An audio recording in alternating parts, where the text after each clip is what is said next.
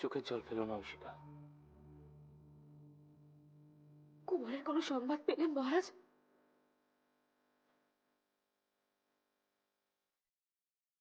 না না ঐশিকা,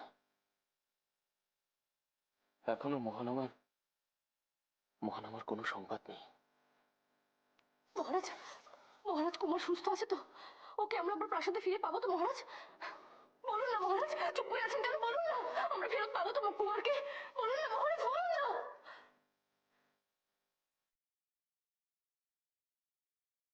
জানি না, আমি কিচ্ছু জানি না ঐশিকা। মহানামা কোথায় আছে, কিভাবে আছে, আদৌ সুস্থ আছে কিনা,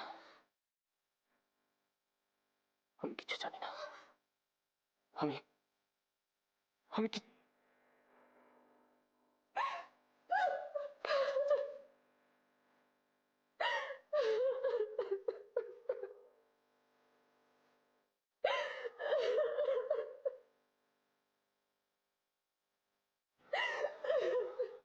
ঐশিকা, তুমি না সিংহলের রাজরানী, এভাবে ভেঙে পড়লে চলবে কি করে?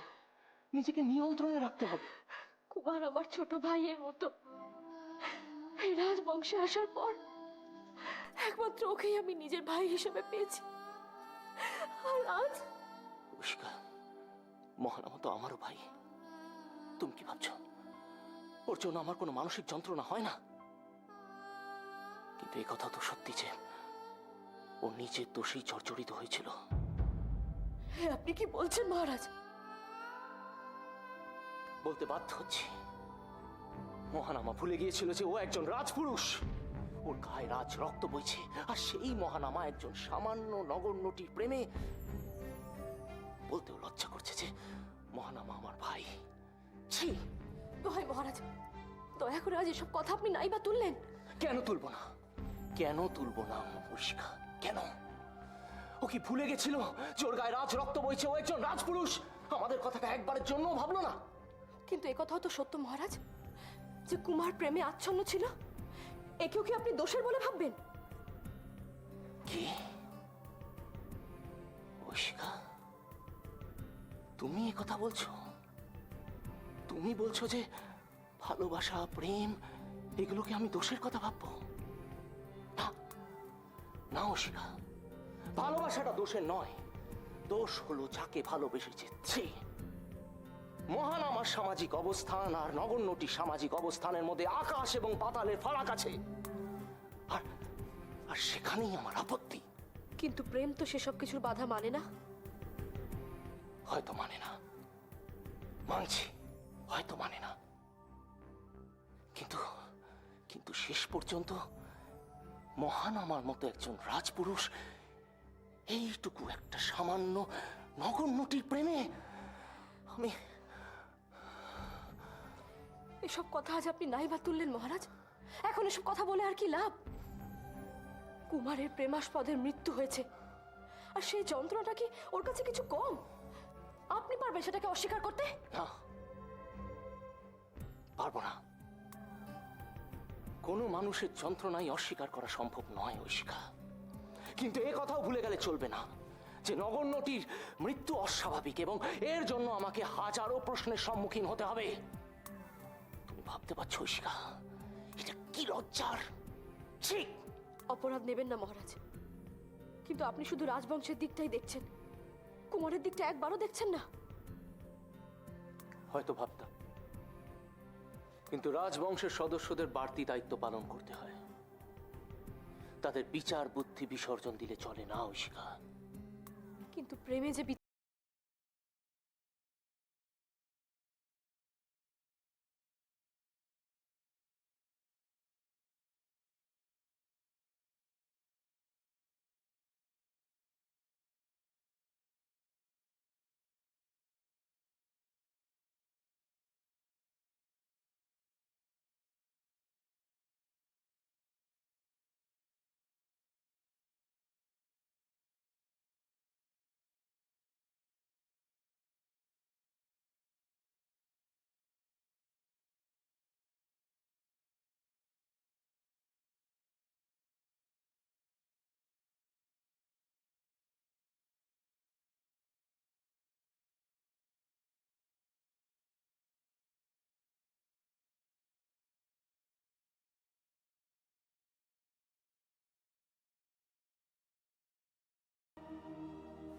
চলে গেল।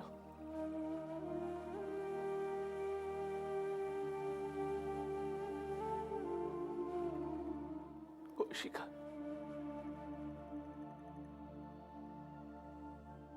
আমার কি অভিমান নেই? আমার কি খারাপ লাগতে পারে না? অভিষিকা বলো, তুমি বলো অভিষিকা, তুমি চুপ করে থেকো না অভিষিকা, বলো অভিষিকা।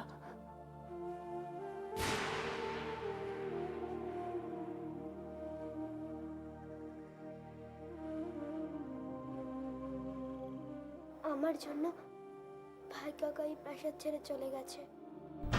আসলে আমি তো বাধ্য করেছি ভাই কাকাকে এই প্রাসাদ ছেড়ে যেতে। আমার কথায় ভাই কাকা হত হয়ে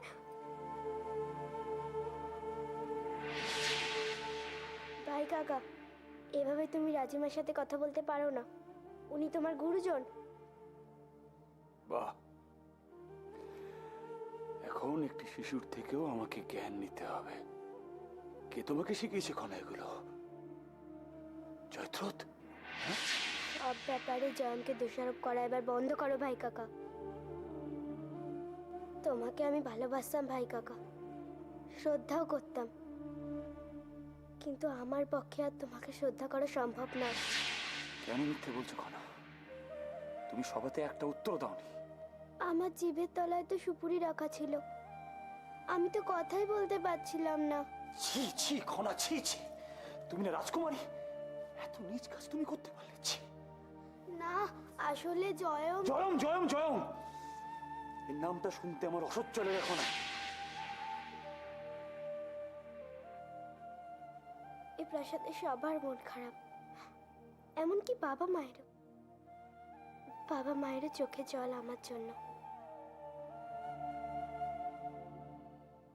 কেন যে তখন জয়মের কথা শুনিনি? আমি যদি তখন ভাই কাকার কাছে যেতাম, তাহলে হয়তো জয়মের কাছেই একবার যাই, হয়তো জয়মি পারবে ভাই কাকাকে ফিরিয়ে আনতে। ভাই কাকা কত মনে কষ্ট নিয়ে চলে গেল, আর কোনোদিন যদি ভাই কাকার সঙ্গে দেখা না হয়, না, আমি নিজেকে কোনোদিন ক্ষমা করতে পারবো না, কিছুতেই পারবো না। কি ব্যাপার বলুন তো? আমি শুনছি যে ভাই দাদা প্রাসাদ ছেড়ে চলে যাওয়ার জন্য সবাই আপনাকে দোষারোপ করছে। কেউ যদি জোর করে আমাকে দোষারোপ করার চেষ্টা করে, তাতে তো আমার কিছু করণীয় নেই। কিন্তু আপনি যত সহজে কথাটা বললেন, বিষয়টা কিন্তু এত সহজ নয়। কে কিভাবে বিষয়টাকে জটিল করতে চাইছে সেটা আমার জ্ঞাতব্য নয়। কিন্তু রাজৌদি তো আপনার দিকে আঙুল তুলছে। এটা যে আমার কাছে কত বড় অসম্মানের সেটা ভেবেছেন? আমার অসম্মান হওয়া যদি তোমার কাছে অসম্মানের মনে হয়, তাহলে চুপ করে না থেকে প্রতিবাদ করতে পারতে। ভাই দাদার সঙ্গে আপনি তো দ্বন্দ্বে জড়িয়ে পড়েছেন বলে শুনলাম। কেন দ্বন্দ্ব, কি নিয়ে দ্বন্দ্ব, সেসব উত্তর তোমাকে আমি দিতে বাধ্য নই। এও আমার জন্য। বাবা মায়ের চোখ থেকে জলও পড়লো আমার জন্য। আবার জয়মের উপর দোষারোপ করা হচ্ছে আমার জন্য। ইস, কেন যে তখন জয়মের কথা শুনে ভাই কাকার সঙ্গে ভাব করলাম না। খনা, তোমার ভাই কাকার অবস্থাটাও তোমাকে একবার বুঝতে হবে। তোমার ভাই কাকা এক অত্যন্ত কঠিন সময়ের মধ্যে দিয়ে যাচ্ছে।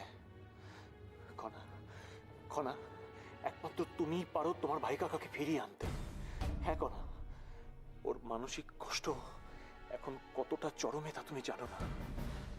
তাই বলছি কনা, তোমাকে মনে রাখতে হবে, যদি তুমি তোমার ভাই কাকাকে ফিরিয়ে আনতে না পারো, তাহলে কিন্তু আমরা মহানামাকে হারাবো কনা, মহানামাকে হারাবো। আপনি এভাবে বলছেন কেন? আমি তো শুধু চাই যে যাতে আপনাকে কেউ কোনোভাবে... শোনো যশোধারা, তোমাকে একটা কথা আমি স্পষ্ট করে বলে রাখি, আমি যা করেছি বা যা করছি তা সকলের মঙ্গলের জন্য।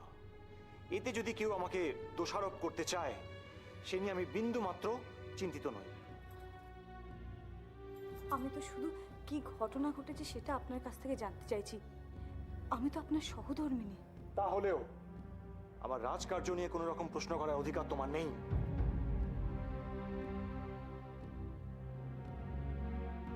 এখন আবার এদের মধ্যে দ্বন্দ্ব শুরু হলো। এও আমার জন্য। না, এ আর সহ্য করা যায় না। এভাবে সবাইকে অশান্তিতে রেখে দিতে আমি পারি না। কিছু একটা করতেই হবে আমাকে, কিছু একটা করতেই হবে।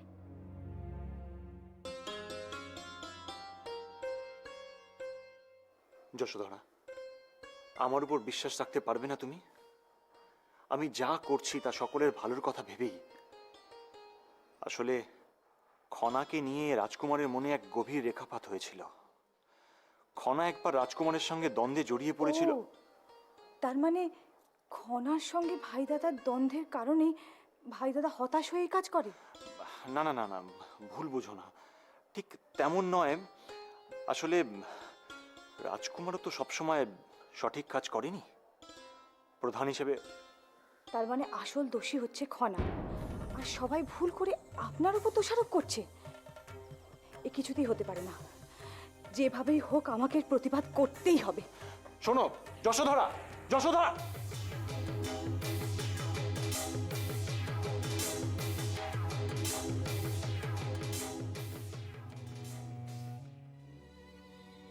আমার ভাইটাকে কোথায় খুঁজে পাবো? আর কি কখনো ওকে দেখতে পাবো না আমি? না না, এইসব কথা কেন ভাবছি? মহানামা আমাকে ছেড়ে বেশি দিন থাকতেই পারবে না। ওকে ওকে আবার আমার কাছে ফিরে আসতে হবে, আসতেই হবে। আর এবার ওই জয়দ্রথকে আমি কিছুতেই ক্ষমা করব না। আমার ভাইকে আমার কাছ থেকে কেড়ে নেওয়ার যে ষড়যন্ত্র ও করেছিল, তার সাজা ওকে পেতেই হবে। পিসি, এখানে কেন এসেছো তুমি? পিসি, ভাই কাকা চলে যাওয়ায় আমরা সবাই কষ্ট পেয়েছি, কিন্তু তুমি কেবলই জয়মকে দোষারোপ করছো কেন? এখানে তো জয়মের কোনো ভূমিকাই নেই। সব সময় বড়দের বিষয়ে কথা বলাটা কিন্তু আমার একদম সহ্য হয় না খনা। কিন্তু পিসি, আমি বলছি তোমাকে। খনা, বিরক্ত করো না আমায়। যাও এখান থেকে, যাও। একটা কথা শুধু শোনো, জয়মের কিন্তু সত্যিই কোনো দোষ নেই, সব দোষ আমার। তোমার? হ্যাঁ, আমার। আমি ভাই কাকাকে ভালোবাসা দিয়ে জয় করতে পারিনি, আমি ভাই কাকার কষ্ট দূর করতে পারিনি, তাই তো ভাই কাকা চলে গেছে। দোষী যেই হোক না কেন, আমি তো আমার ভাইকে হারালাম। পিসি, ভাই কাকাকে হারানোর দুঃখ সবার আছে, বাবা মা দুঃখে, কিন্তু দয়া করে জয়মকে দোষ দিও না পিসি, দেবে না তো দোষ। জয়দ্রথ মহানামার চিরশত্রু। সব সময় ও আমার ভাইকে ছোট করে দেখিয়েছে। ওর জন্য একটা দিনও মহানামা শান্তিতে থাকতে পারেনি। ওকে আমি কিছুতেই ক্ষমা করব না খনা, কিছুতেই ক্ষমা করব না।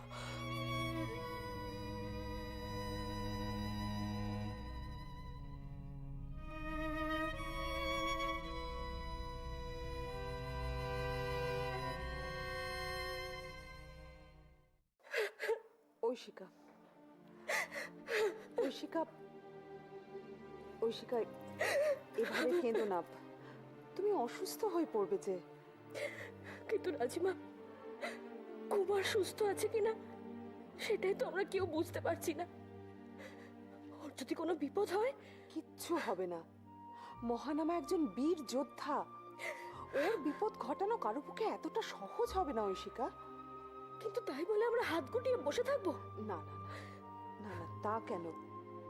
উপতিষ্য তো বলেছে অনুসন্ধানকারী দল প্রস্তুত করতে। রাজা হিসেবে ওর যেটা করার কর্তব্য, যেটা ওর, সেটাও করুক, আর আমরা না হয় এখানে। আসলে রাজিমা, কুমার হয়তো সকলের কাছে রাজকুমার, কিন্তু আমার কাছে ও আমার ভাইয়ের মতো, আমার ছোটবেলার খেলার সাথী। এই প্রাসাদে আসার পর থেকে ওকে আর জয়দ্রথকেই আমি একমাত্র আমার পাশে পেয়েছিলাম, আমার বন্ধু হিসেবে পেয়েছিলাম। তাই ওদের কোনো কষ্ট আমি আর মেনে নিতে পারি না রাজিমা, কিছুতেই না, কিছুতেই না। সৌভাগ্য আমার যতই ছিল, সবই আমার ভাইয়ের হলো। আমার সকল পুণ্য ভাইয়ের হোক, মঙ্গল আনুক ভাতৃতিলক।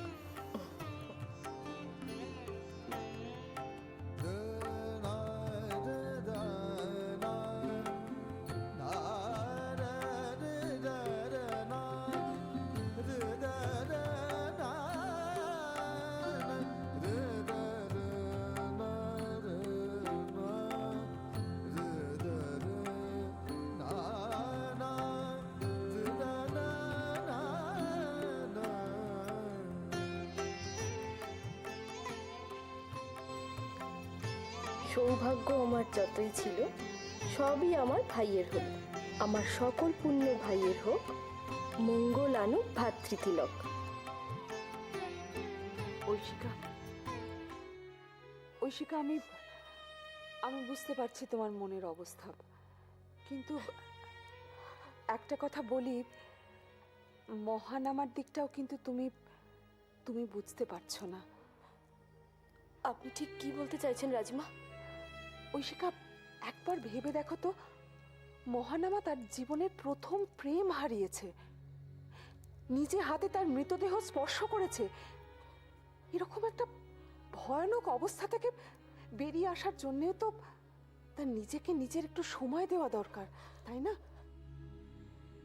রাজিমা, কুমারকে আবার আমরা ফেরত পাবো তো? নিশ্চয়ই পাবো। আমার কথা মিলিয়ে নিও। আবার যখন মহানামা ফিরে আসবে না, অন্য ধরনের মানুষ হয়ে ফিরবে মহানামা।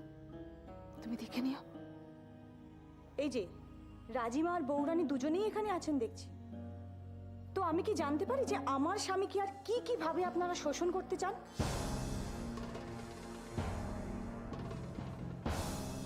কি হলো, দেখে মনে হচ্ছে আপনারা কিছুই বুঝতে পারছেন না। তুমি এভাবে কেন কথা বলছো যশোদারা?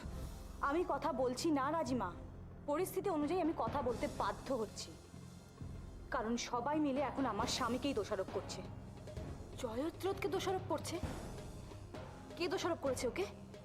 আমি খবর পেয়েছি যে রাজৌদি বলেছে ভাই দাদা চলে যাওয়ার জন্য নাকি উনিই দায়ী, কিন্তু আসলে ভাই দাদা চলে যাওয়ার জন্য দায়ী হচ্ছে সিংহলের ভাগ্যলক্ষ্মী খনা। খনা? হ্যাঁ হ্যাঁ, খনা। কেননা খনাই ভাই দাদার সঙ্গে দ্বন্দ্বে জড়িয়ে পড়েছিল, আর খনাকে ভাই দাদা এত ভালোবাসতো যে সে আঘাত সহ্য করতে না পেরে সব কিছু ছেড়ে সে চলে যায়।